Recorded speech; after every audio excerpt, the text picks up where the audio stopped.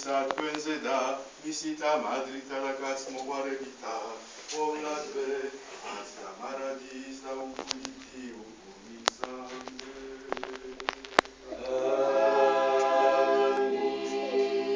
შენ და ქრისტე რობერტო სასწლებაო ჩვენო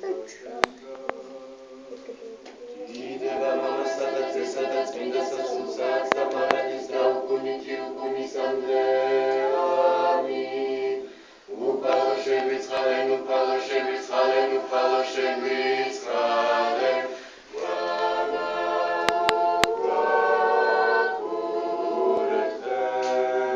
თითაღმობილმან ქრისტემან ჭეშმარიტმან ღმერთმან ჩვენმან მეოხებით და ყველა ფუძნელისა დედისათვისისა მიზანთა და ყველა ცხებულთა მოციქულთა წმინდისა დედისა ჩვენისა ნინო ქართველთაგან მამსლებელისა და წმინდისა აღდერმოწამისა გრიგორისა ჩვენისა მოძულისა და წმინდისა ილია მართლისა და წმინდისა ექვთიმე ღვთისკაცისა და წმინდისა კირილ კათალიკოსისა და წმინდისა ამბროსი კათალიკოსისა და წმინდისა მიტროპოლიტისა ნაზარისა და წმინდისა გაბრიელ ბერისა და ყოველთა წმინდანთა შეგვიწყალეს და გვაცხოვდეს ჩვენ ვით არცა სახიერას თათას მოყვარეს.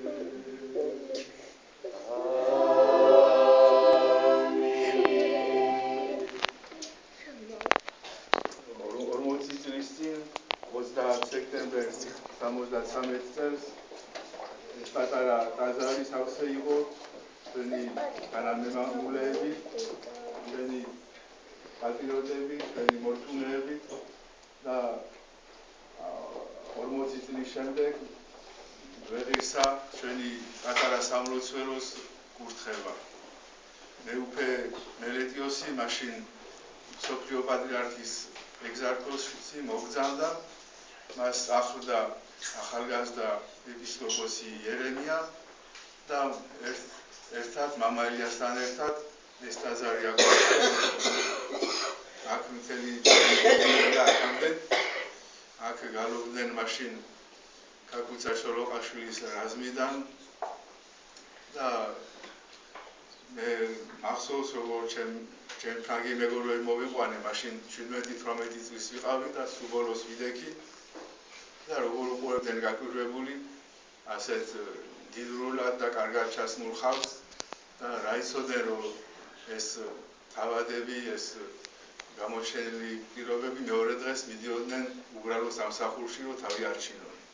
ჩვენმა მრევლმა ჩვენმა პატარა ეკლესიამ და მის გარშემო ვინც იკრიბებოდა შეუნარჩუნა ჩვენ სამშობლოს მისი დროშა, მისი იმედი და სამშობლოს განთავისუფლებისა და ეს ყველაფერი ამდენი წინ ამდენი 40 წელზე მეტად ინახავდა ჩვენი პატარა ტაძარი. ჩვენ ახლა სხვა დროში ვცხოვრობ, მაგრამ ჩვენი ტაძარი მაინც მნიშვნელოვანია. ეს წარსულიც გვაქვს და აწმყოც გვაქვს, ბევრი ხალხი მოდის ჩვენთან, ჩვენ ვართ მსოფლიო პატრიარქოს იმიტომ კი არა რომ რამე საწინააღმდეგო გვაქვს საქართველოს საპატრიარქოსადმი.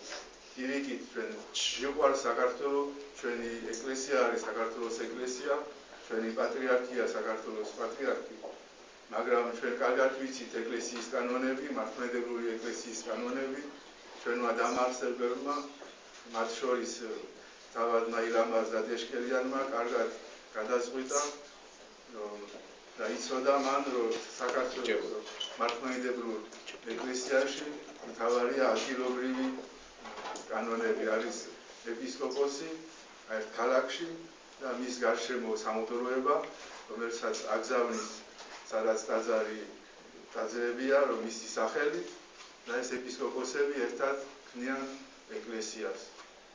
საქართველოს ეკლესია არის ავტოკეფალიური სრულუფლებიანი, ოღონდ საქართველოს ფარგლებში და სადაც სხვაგან გააგზავნის, როგორც რუსეთში მაგალითად, იქ ქართული ეკლესია რუსეთის ეკლესიის ქვეშ არის.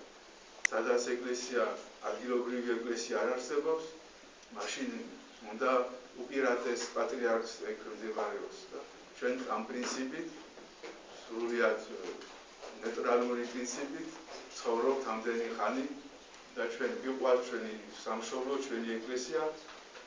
ოღონდ ძალიან ვთხოვთ ჩვენ თანამემამულეს, მოგვეცით საშუალება ამოვისუნთქოთ და ვიარსებოთ. ჩვენ ეგებთ, კიდევ რამე შეიძლება მოუტანოთ ჩვენ სამშობლოს. ამიტომაც უნდა გავაგრძელოთ ჩვენი არსებობა, ჩვენ პატარა პირობებში და ასე გავაგრძელებთ ჩვენ არსებობას. კიდევ თუ ვინმეს უნდა რამეს თქვა,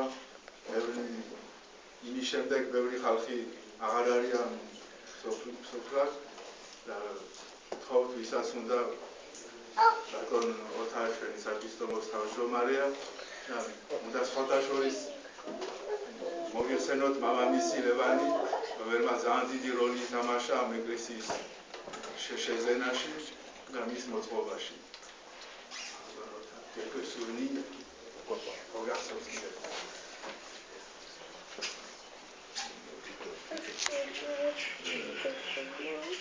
Говорят махсус, богатые трушни, инвестиции, это хмара максимум. Говорят махсус, когда перед царис беднее бада ძიმედ გომარება ყველაფერი გადავიტანეთ ამ ეკლესიაში. ეს ეკლესია იყო ჩვენთვის ყოველდღიური დასაბჯენი და არა მარტო როგორც სულიერი ადგილი, არამედ როგორც პოლიტიკური ადგილი და ყოველთვის ვუყურებთ ჩვენ მოძღვრებს, როგორც არა მარტო სულიერი პირები, არამედ როგორც პოლიტიკური პირები, სადაც მათი ადგილი იყო ფუძნდებოდა ერთობა ჩვენი ემიგრაციის. მე დარწმუნებული ვარ, როგორც ემიგრაცია, როგორც პოლიტიკური პრინციპების ემიგრაციაში, ამდენად ეკლესიას აქვს ძლიერი და მომავალი.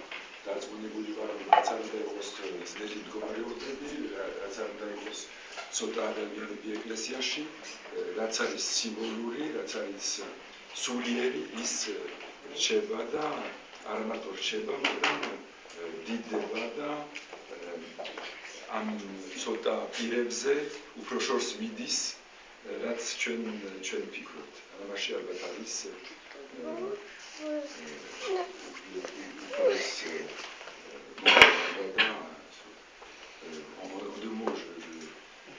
extrêmement ponctue et je pense que l'église Saint-Nino a accompagné la vie de l'immigration aussi bien dans les périodes difficiles que dans les périodes faciles, dans la joie comme dans les pleurs.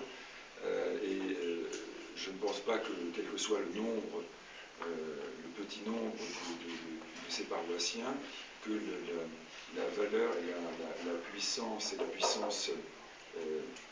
religieuse d'un lieu tiennent au nombre de ses ouailles, à la dimension de ses ouailles. Mais en revanche, elle tient fondamentalement sur les symboles et sur les principes qu'elle porte. Et ce qu'on peut dire de l'église Saint-Nino, c'est qu'elle a accompagné, porté, soutenu pendant toute la vie de l'émigration des principes auxquels elle n'a jamais transgressé. Et voilà, je ne pense pas que, et je pense la même chose de l'immigration, je pense que ça n'appartient pas au passé, mais que ça appartient à notre vie quotidienne et à notre avenir. Et je ne peux que souhaiter que cette, agrégation de symboles qui se fait autour de l'Église se poursuive le long des années à venir. Et l'Église ne regarde pas simplement le passé, mais vraiment l'avenir. Et que symboliquement, l'Église Saint-Nino est un symbole extrêmement fort, pas simplement du passé, mais également de notre avenir.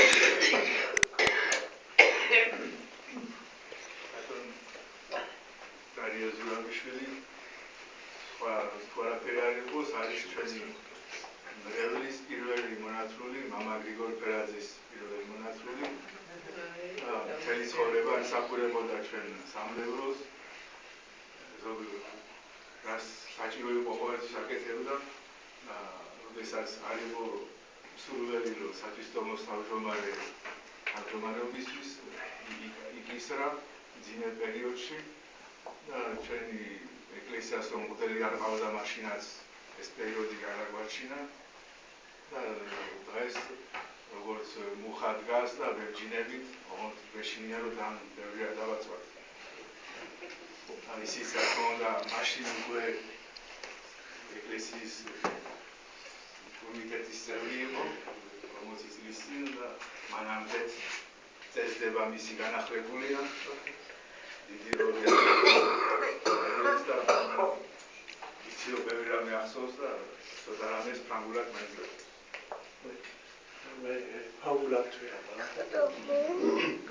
Il y a 40 ans, nous sommes venus ici par une sorte de miracle, comme il s'en existe parfois dans notre paroisse, un miracle qui a été dû essentiellement à l'un des 3 fondateurs de notre paroisse, je cite Levan Zorabeshvili, qui a réussi à mobiliser la communauté géorgienne, non seulement en France, mais dans tout le monde libre, sur le nom de notre église Saint-Nino, qui avait dû quitter les lieux qu'il occupait dans le 16e arrondissement, dans un immeuble qui appartenait à une communauté russe, pour des raisons de propriétariat, je ne sais pas quoi, et qui se trouvait à la rue. Levan et les responsables de l'époque avaient appris que ce local était disponible parce qu'il avait été, au moment de la construction de ce grand ensemble, alloué à une paroisse orthodoxe russe qui se trouvait, une église en bois qui se trouvait dans les jardins ici. Et en négociant avec les promoteurs, ils avaient obtenu qu'on leur mette à disposition un local indépendant. Il s'est trouvé que la hiérarchie russe de l'époque a trouvé qu'il y avait il y avait trop d'églises et pas assez de desservants, et que nous avons pu négocier avec eux le rachat de ce local. Donc, ce sont des circonstances tout à fait, que je considère moi un peu miraculeuses, et je ne sais pas, malheureusement, si aujourd'hui on réunirait de nouveau sur le nom de notre église Saint-Nino toute cette solidarité à travers le monde. Je ne reviendrai pas ici sur les problèmes qui se posent dans l'ensemble de l'Église orthodoxe et pas seulement l'Église du patriarcat de Géorgie, mais notre existence est de plus en plus difficile. Nous avons de moins en moins, non pas de participants, mais je dirais moi, d'un côté bassement intéressés, de donateurs, et nous vivons par une sorte de miracle mensuel ou annuel qui se renouvelle peu à peu. J'espère que ça va pouvoir durer longtemps, mais pour ça, il est nécessaire de prendre conscience qu'une église comme la nôtre vit depuis en bas, non pas depuis en haut avec des donations de je ne sais qui ou je ne sais quoi.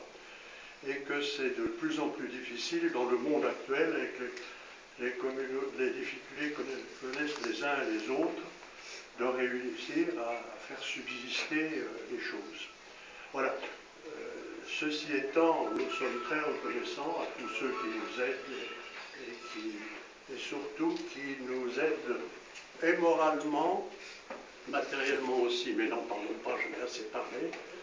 Et j'espère que, alors, contrairement à certains qui pensaient que ce lieu n'était pas assez noble pour nous, j'ai toujours résisté, moi, à ce qu'on cherche ailleurs, parce que nous avons du mal à vivre ici, je ne sais pas comment on vivrait dans quelque chose de plus grand et de plus cher.